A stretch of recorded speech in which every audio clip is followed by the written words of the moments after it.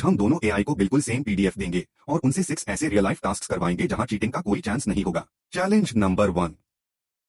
सब लोग कहते हैं चैट जीपीटी हर काम कर लेता है, लेकिन आज पता चलेगा कि क्या ये एक प्रोफेशनल पीडीएफ को बकाई समझ भी सकता है या सिर्फ नॉर्मल जवाब देता है।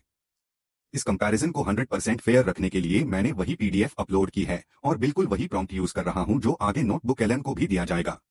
यहां से पहले राउंड की शुरुआत होती है। अब देखना यह है कि चैट जीपीटी सिर्फ समरी बनाता है या डॉक्यूमेंट के इंपॉर्टेंट पॉइंट्स को भी सही तरह आइडेंटिफाई करता है। रिजल्ट 2 इसने अच्छा दिया। अब देखते हैं नोटबुक एलएम कैसा रिजल्ट देता है। अब वही पीडीएफ और बिल्कुल वही प्रॉम्प्ट नोटबुक एलएम के सामने है ताकि कंपैरिजन 100% फेयर रहे।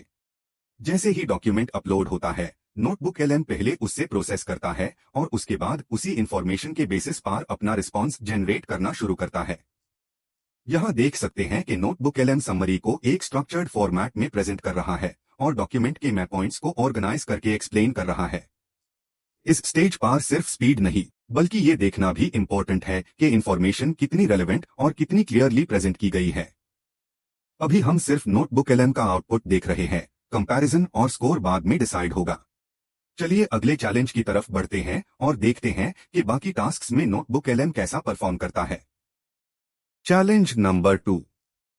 Second challenge to ChatGPT ने सिर्फ कुछ हाई सेकंड्स में अपना रिजल्ट जनरेट कर दिया है।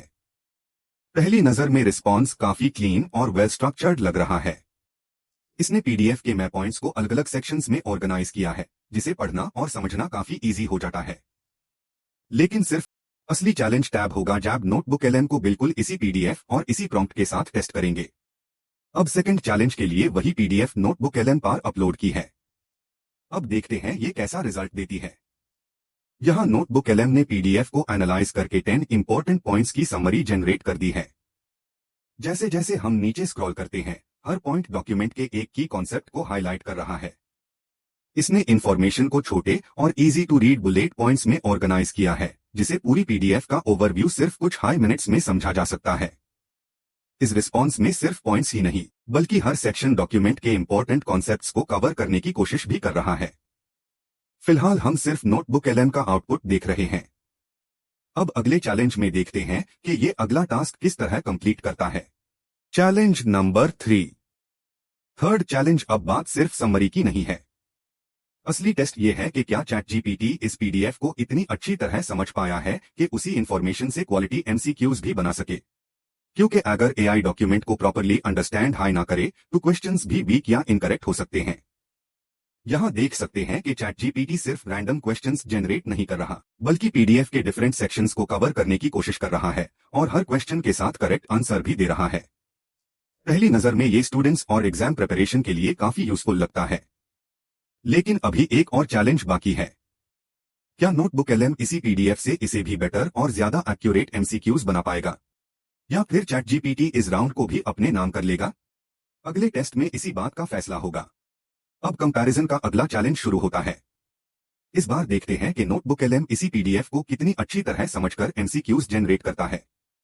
क्योंकि सिर्फ समरी बनाना एक बात है, लेकिन क्वालिटी क्वेश्चंस बनाना तभी पॉसिबल होता है जब एआई डॉक्यूमेंट के कॉन्सेप्ट्स को सही तरह अंडरस्टैंड करे। यहां देख सकते हैं कि नोटबुक एलएम पीडीएफ को प्रोसेस करने के बाद एक एक करके मल्टीपल चॉइस क्वेश्चंस जनरेट कर रहा है। हर क्वेश्चन के साथ ऑप्शंस भी दिए गए हैं ताकि प्रैक्टिस और रिवीजन दोनों आसान हो जाए। जैसे जैसे हम नीचे स्क्रॉल करते हैं, नए क्वेश्चंस डिफरेंट टॉपिक्स को कवर करते नजर आते हैं। इस तरह का आउटपुट स्टूडेंट्स, टीचर्स और एग्जाम प्रिपरेशन करने वालों के लिए काफी यूजफुल हो सकता है।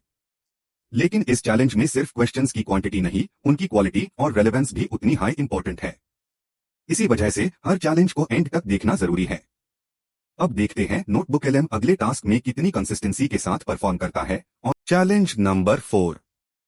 फोर्थ चैलेंज अब देखते हैं एक ऐसा फीचर जो स्टूडेंट्स और प्रोफेशनल्स दोनों के लिए काफी यूजफुल हो सकता है। मैंने चैट जीपीटी से इसी पीडीएफ के बेसिस पर फ्रीक्वेंटली आस्क्ड क्वेश्चंस जनरेट करने को कहा।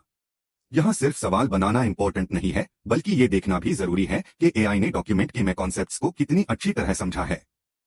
जैसा आप देख सकते हैं, चैट जीपीटी हर क्वेश्चन के साथ उसका डायरेक्ट और सिंपल आंसर भी दे रहा है, जिसे रिवीजन और क्विक लर्निंग काफी इजी हो जाती है। लेकिन अभी भी एक बड़ा सवाल बाकी है। क्या नोटबुक एलएम इसी पीडीएफ से और ज्यादा रेलेवेंट और डिटेल्ड एफएक्यूज जनरेट करेगा या चैट जीपीटी इस राउंड में भी अपनी लीड मेंटेन रखेगा? अब देखते हैं नोटबुक एलएम इस पीडीएफ से फ्रिक्वेंटली आस्क्ड क्वेश्चंस कितनी अच्छी तरह जनरेट करता है। इस चैलेंज में मैंने इसे कहा है कि डॉक्यूमेंट के बेसिस पर 15 इंपॉर्टेंट क्वेश्चंस और उनके आंसर्स तैयार करे। यहां देख सकते हैं कि नोटबुक एलएम सिर्फ क्वेश्चंस हाई जनरेट नहीं कर रहा, बल्कि हर क्वेश्चन के साथ उसका क्लियर और रेलेवेंट आंसर भी प्रोवाइड कर रहा है। जैसे जैसे हम नीचे स्क्रॉल करते हैं, हर एफएक्यू पीडीएफ के अलग कॉन्सेप्ट को कवर करता नजर आता है, जिसे पूरे डॉक्यूमेंट को रिवाइज करना काफी आसान हो जाता है।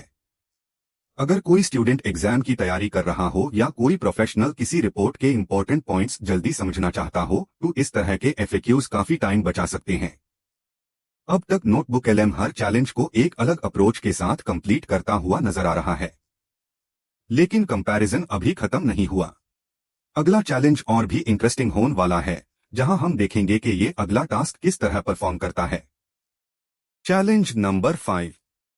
Fifth challenge. अब तक चैट जीपीटी ने समरी, एमसीक्यूज और एफएक्यूज बनाकर दिखाए, लेकिन असली टेस्ट अब शुरू होता है। सिर्फ इंफॉर्मेशन निकल लेना एक बात है, लेकिन इस इंफॉर्मेशन को एक एंगेजिंग यूट्यूब स्क्रिप्ट में कन्वर्ट करना बिल्कुल अलग चैलेंज है।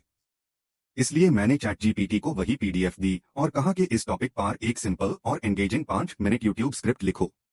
अगर कोई एआई कंटेंट क्रिएटर्स के लिए वाकई यूजफुल है, तो उसकी स्क्रिप्ट नेचुरली फ्लो करनी चाहिए, सिर्फ हेडिंग्स का कलेक्शन नहीं लगना चाहिए।